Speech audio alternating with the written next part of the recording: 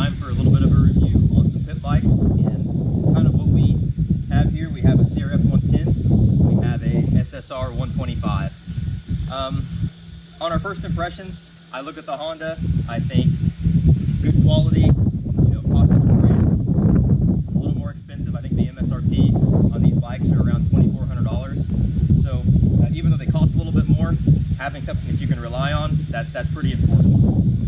Looking at this bike, there's obviously a pretty good size difference. So whenever you get on it, if you're getting it for an adult to ride as a pit bike, it's pretty short. You probably have to put tall bars on it because you don't have room. It doesn't have a clutch. So if you want something that would work well for your kids and you to play on, it might be a great option. And then whenever we switch over to the SSR 125, it's like a completely different platform. It's built basically to be just a pit bike and to kind of rip around and race on. You'll see it's a lot taller. Standing straight up, I can barely come off the seat, and I'm like 5'9", so that gives you an idea of how tall the actual bike is. It is a 4-speed with a clutch, so I like having the clutch. It'd be a great bike for someone to learn how to use one. Plus, if you like ripping around, to have that little extra power at different times, the clutch is pretty convenient. But that's kind of our first impressions of these bikes. This one, the price, just under $1,400, I think, is the MSRP. So really, what's the difference? What should you go for? Are you more concerned about the type of riding that you're doing? Who you're going to have using the bikes? Is it going to be your kids? Is it just going to be you? And really, that's what we're going to find out. So we're going to go hit a little bit of a track, ride around in the yard a little bit, and see what we can do with these pit bikes.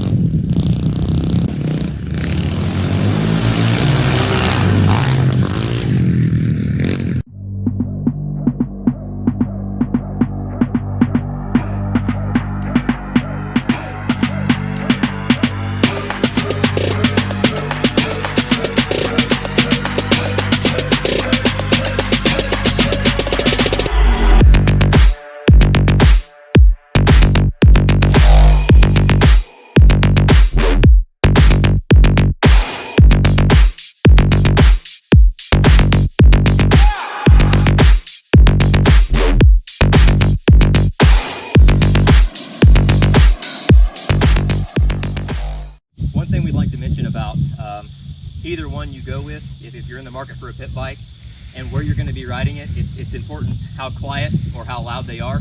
Maybe you want it to sound big and mean like you're killing it on a 250F or a 450 around the racetrack. Well, if you want to sound loud, that's what the SSR 125 sounds like.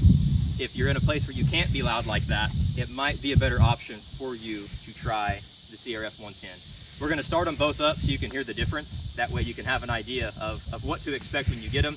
And if you want to choose to go with a different exhaust on it aftermarket, I'm sure you could get one, but this is just how it comes stock. So we want to let you have an idea of what that sounds like.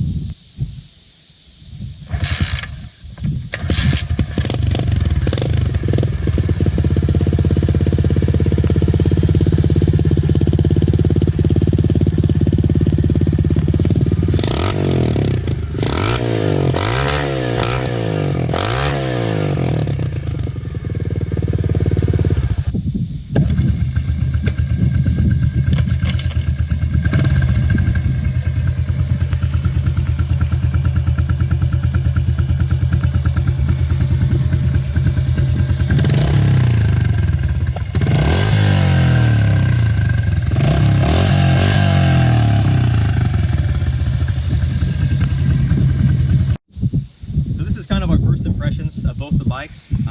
There's obviously some things that we like, some things that we didn't like. Some of the things we knew going in, now there's some things we found out after riding them that we weren't really aware of. So as we mentioned with the Honda in the beginning, the reliability is going to be there. You can ride them for a long time and not really have any issues. One thing I will note is that it's super easy to start. I mean, so easy. You could push the Kickstarter down with your hand, no problem, and it'll almost just start. The SSR 125, not so much. It takes a little bit of a kick to get it started. So based on how old you are, if your leg's strong enough, if you're tall enough to be able to kick it, this is an easier bike to start if that's a concern of yours. And they also come with electric start too as an option, which the SSR 125 does not. Only other downside as far as this bike's concerned for me would be the brakes. It has drum brakes on it, so they're not very touchy at all, of course, compared to the disc brakes that are on the SSR 125. So it just takes a lot more work on your hands to get yourself to stop. And then as we mentioned earlier, also the bars, if you're tall at all, you'll want to put some risers on this, otherwise you'll be smacking your knees when you're going around the corners. But overall, that's kind of our impression of this bike. I think it's great. A few little mods could make it exactly what you want. And there's tons of stuff out here to make these more like a pit bike. You know, tall seats, exhaust, things like that, if that's what you were going for. Or if not, it'll run a long time, just the way it is. Now as we switch over to the SSR 125, I thought some things we might mention that we really liked and things that we didn't really like.